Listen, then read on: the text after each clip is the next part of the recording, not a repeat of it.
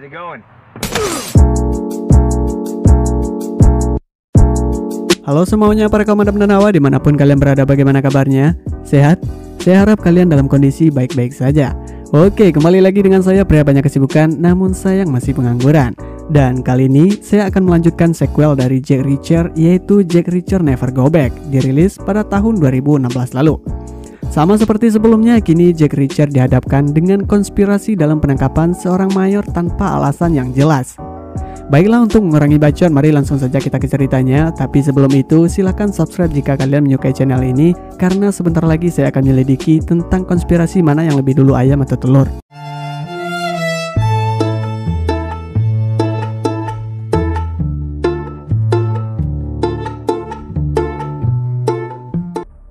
Di awal kita dihadapkan dengan 4 orang tolol yang menjelantang setelah menghadapi seorang pria. Polisi yang baru saja tiba di TKP menanyakan kepada saksi perihal kejadian tersebut. Saksi mengatakan, "Mani mo jujulu nukang mah, angku na duduk di dalam tu bana nama lambui ya." Tanpa menanyai motif Jack mengajar keempat pria tersebut, polisi langsung memborgol tangannya. Polisi menemukan tanda pengenal militer Jack yang sudah kadaluarsa. Dan mereka juga menegaskan bahwa penyerangan adalah kejahatan tingkat 2 di negara tersebut. Jack kemudian mengatakan bahwa ada sesuatu yang akan terjadi dalam waktu 90 detik ke depan. Pertama, telepon di toko itu akan berdering, dan kedua, merekalah yang akan memakai borgol itu menuju penjara.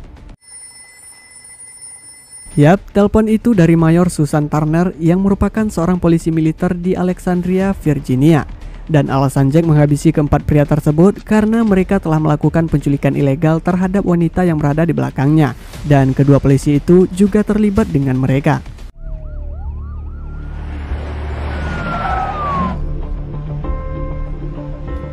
Setibanya di rumah, Jack menelpon Mayor Susan Turner untuk mengucapkan terima kasih karena telah menyelamatkannya dari masalah.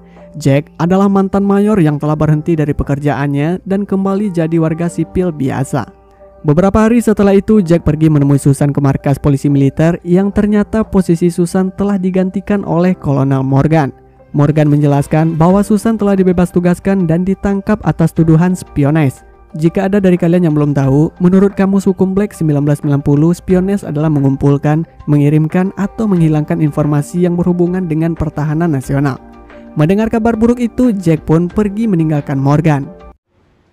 Ex-Major. Sersan Leach mengatakan kepada Jack bahwa dia ingin memberitahu Jack tentang hal yang menimpa Susan, namun Morgan melarangnya untuk bicara. Kemudian Jack pergi menemui Kolonel Moorcroft yang akan jadi pengacara Susan untuk menanyakan mengenai kasus yang menimpanya.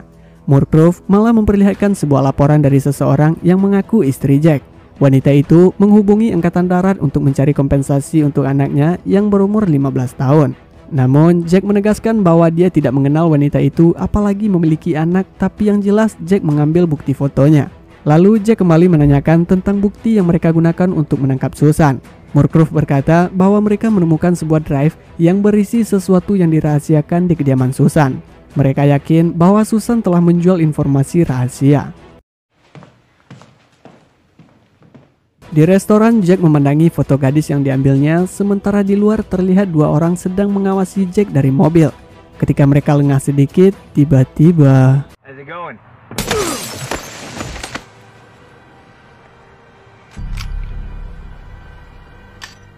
Malam harinya, Jack mengawasi gadis yang katanya anak Jack. Jack melihat gadis itu sedang belanja di sebuah minimarket sekaligus mencuri barang tanpa sepengetahuan kasir. Setelah keluar, ternyata gadis itu telah menyadari bahwa Jack mengikutinya. Gadis ini bernama Samantha, biasa dipanggil Sam. Jack menanyakan tentang ibu Sam, namun ia malah seolah-olah tidak peduli dengan ibunya dan pergi begitu saja. Terlihat seseorang yang lagi-lagi mengikuti Jack sedang memotret mereka berdua. Keesokan harinya, Moorcroft memberikan berkas 2 orang anggota Susan yang dia kirim minggu lalu ke Afghanistan untuk penyelidikan. Dan 2 hari yang lalu, mereka ditemukan tewas di belakang markas mereka sendiri. Jack yakin bahwa para source yang merupakan kontraktor besar militer terlibat dengan semua ini karena sejak Jack berada di sana dia selalu diikuti. Dan mereka yang telah membunuh anggota Susan ingin Susan terisolasi atau bahkan membunuhnya. Maka dari itu, Jack meminta Moorcroft untuk segera membebaskan Susan. Setelah membayangkan bagaimana kedua anggota itu terbunuh, Jack lalu menelpon Moorcroft. Namun, Murkoff tak dapat mengangkat teleponnya karena dia sedang disekap oleh seorang pria yang dikenal dengan The Hunter. Hunter menanyakan kepada Murkoff apa saja yang telah dia katakan tentang Susan kepada Jack Reacher. Murkoff menjawab bahwa dia tidak mengatakan apapun tentang Susan. Keesokan harinya, Jack dijemput oleh seorang polisi militer bernama Espin atas perintah dari Kolonel Morgan. Morgan menuduh Jack telah melakukan pembunuhan terhadap Murkoff semalam di apartemennya. Dengan santai, Jack menyangkal jika pembunuhan itu terjadi di luar markas, maka Angkatan Darat tidak memiliki wewenang melakukan penangkapan. Namun, Morgan menegaskan menurut kode etik militer, mereka berhak menahan Jack jika dalam keadaan darurat. Tanpa disadari, ternyata Jack telah menyetujui itu saat menandatangani surat pencabutannya. Di penjara militer, Jack melihat CCTV yang ternyata Susan juga ditahan di sana. Saat akan berbicara dengan pengacaranya, Jack merasa ada yang tidak beres setelah melihat para source datang ke sana. Lalu, Jack meminta pengacaranya untuk mengambilkan makanan. Setelah itu, Jack mengambil kunci mobil dan uang pengacara tersebut. Jack mengatakan kepada Espin bahwa mereka telah selesai bicara. Ketika Jack akan dimasukkan ke dalam sel, tiba-tiba... Berbekal seragam Espin, Jack kemudian pergi ke sel Susan dan menghabisi para source yang akan memindahkannya.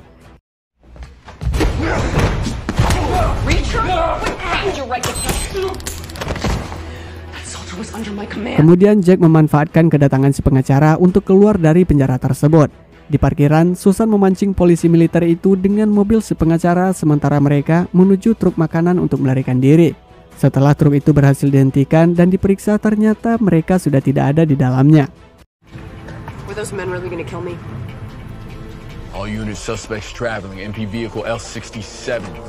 Sadar salah satu mobilnya dibawa kabur oleh Jack dan Susan, Espin pun memerintahkan anggotanya untuk menangkap mereka berdua. Setelah meninggalkan mobil tersebut, mereka pergi dengan menggunakan sebuah taksi menuju Pennsylvania. Di taksi, Susan menceritakan bahwa kedua anggotanya bukan dibunuh oleh Taliban, melainkan dibunuh oleh tentara mereka sendiri, sekaligus senjata yang akan ditarik pun hilang. Dan Susan berjanji akan menemukan orang tersebut. Yes, sir. Pennsylvania and North Street. Setibanya di sebuah warnet, Susan mencoba mengakses emailnya, namun itu membuat keberadaan mereka pun terlacak. Dan ternyata orang yang memerintahkan Hunter selama ini adalah Morgan.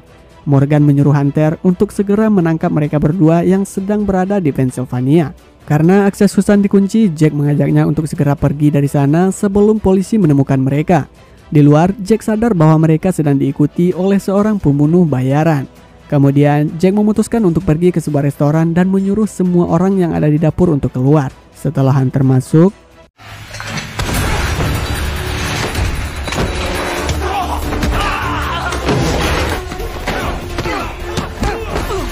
Hunter yang memiliki latar belakang seorang militer mampu membuat Jack dan Susan kewalahan. Bahkan saat dua orang polisi datang untuk menangkapnya, Hunter dapat menghabisi mereka berdua dengan mudah. Dan kesempatan itu pun dimanfaatkan oleh Jack untuk melarikan diri.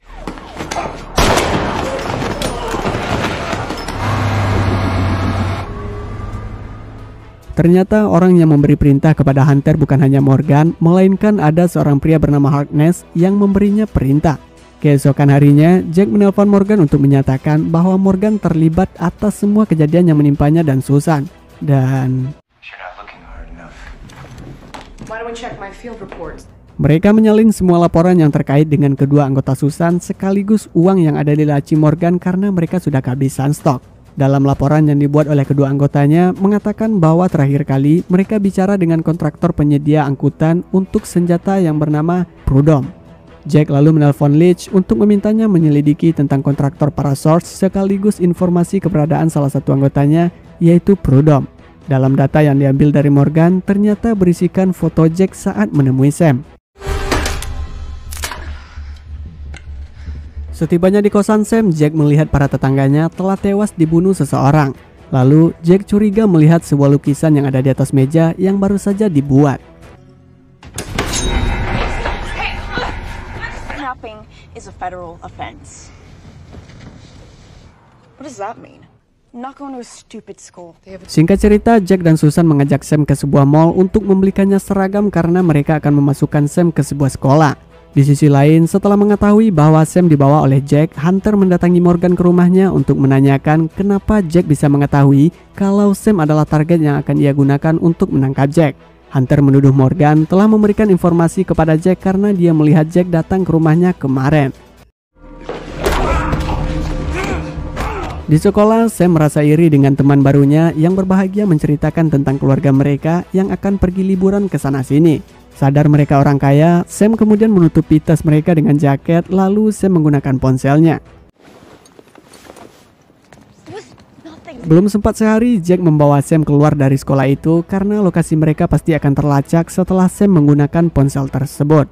Leach kembali menelpon Jack dan mengabarkan informasi yang ia dapat di mana para source memiliki masalah sekaligus krisis keuangan saat berada di Afghanistan.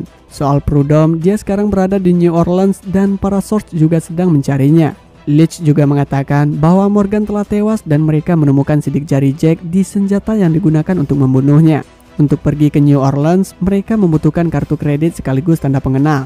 Namun, itu bukanlah masalah karena tas murid yang dicuri Sam sebelumnya berisikan dompet lengkap dengan American Express. American Express? Visa? Discovery? You little shit.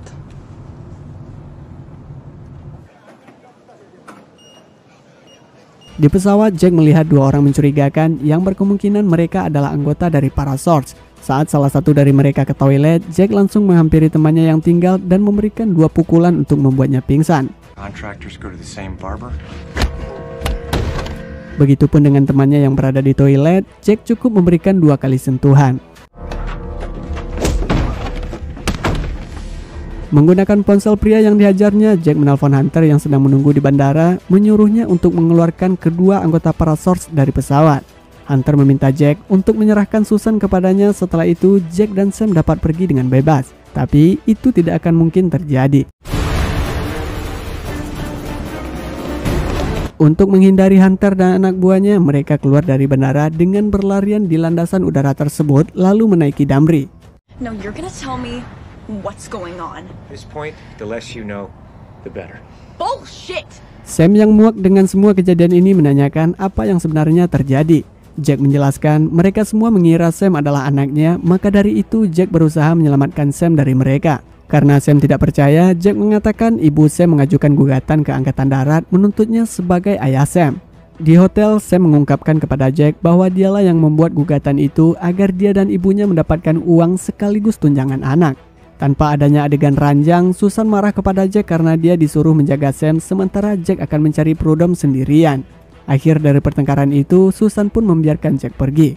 Setelah itu, Jack menemui istri Prudhomme untuk menanyakan keberadaannya dan Jack mengatakan bahwa Prudhomme sekarang sedang membutuhkan bantuannya. Lalu, si istri memberikan foto Prudhomme kepada Jack. Di perjalanan pulang, Jack diikuti oleh beberapa orang yang kemudian Jack membawa mereka ke suatu tempat. Tujuan mereka tak lain untuk menanyakan keberadaan Susan. Namun, Jack mengatakan beberapa saat lagi Susan akan menelponnya. Mendengar itu, mereka meminta Jack menyerahkan ponsel tersebut.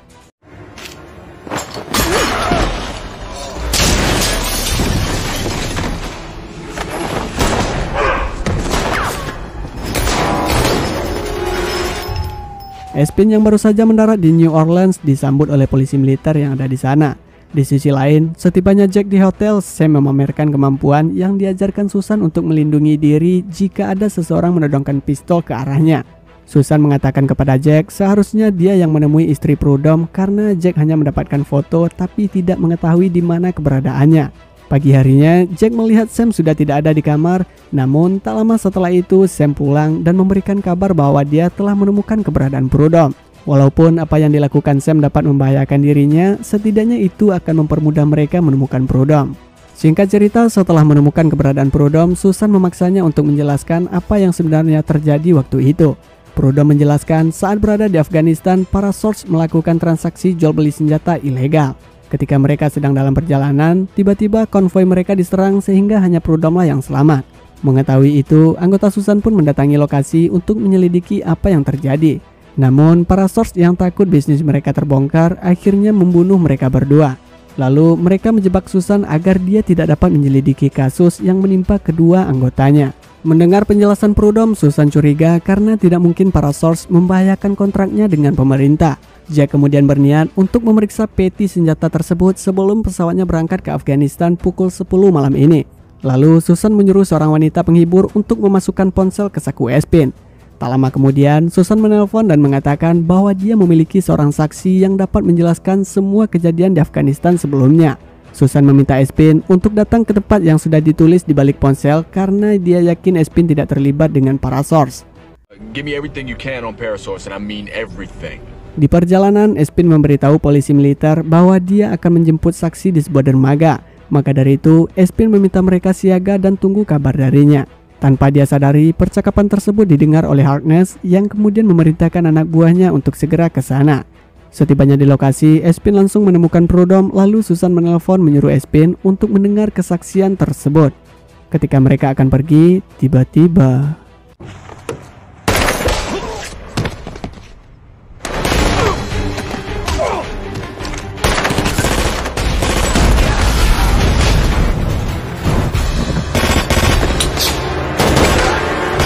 setelah itu, Susan meminta Espin untuk membawanya menemui para source sebelum pesawat mereka berangkat.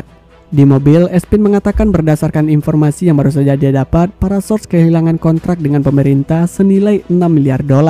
Tapi sekarang, tiba-tiba mereka membayar semuanya. Susan makin curiga karena jika para source menjual senjata ilegal, maka itu tidak akan cukup membayar uang tersebut. Di sisi lain, Sam menelpon 14045 dan memesan makan menggunakan kartu kredit yang ia curi. Hal itu membuat lokasinya terlacak. Seatbelts, please.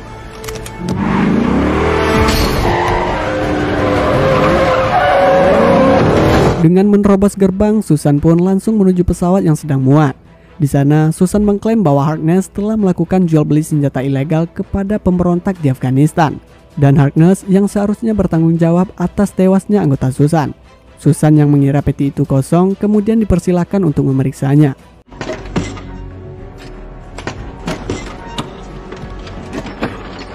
Merasa ada yang janggal, Jack pun kembali memeriksa senjata dalam peti tersebut dan dia menemukan Deep breath, son.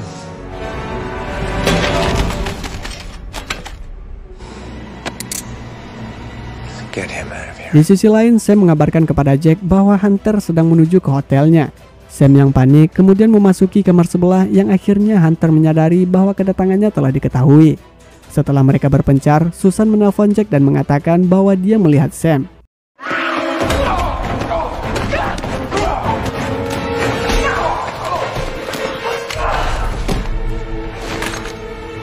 Sam lalu menaiki rooftop hotel, namun Hunter yang melihatnya berhasil mengikutinya, disusul oleh Jack dan Susan. Hunter mengancam akan melepaskan Sam jika Jack tidak menjatuhkan senjatanya. Dan Jack memberi kode kepada Sam untuk menggunakan keahlian bela diri yang diajarkan Susan tempo hari.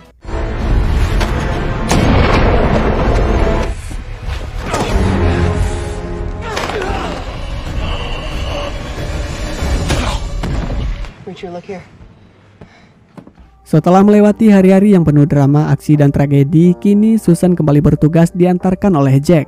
Tapi sayangnya, di sini tidak ada adegan ciuman seperti film kebanyakan. Good to see you back, Major. Thank you, Captain. Kemudian Sam mengajak Jack bertemu di sebuah restoran untuk mengklarifikasi apakah Jack benar ayahnya atau tidak. Sam yakin bahwa Jack bukanlah ayahnya karena Jack tidak mengenal ibunya yang menjadi pelayan restoran tersebut. Setelah itu, entah Jack benar ayah dari Sam atau orang yang dibilang Sam hanya orang tua angkat, tapi yang jelas kini Sam kembali melanjutkan sekolahnya dengan membawa bakat sebagai seorang pelukis. Sebelum Jack pergi, Sam memasukkan ponsel ke sakunya. Kini, Jack kembali menjalani hidup seperti biasa, lalu dia menerima pesan dari Sam. Dan film pun tamat.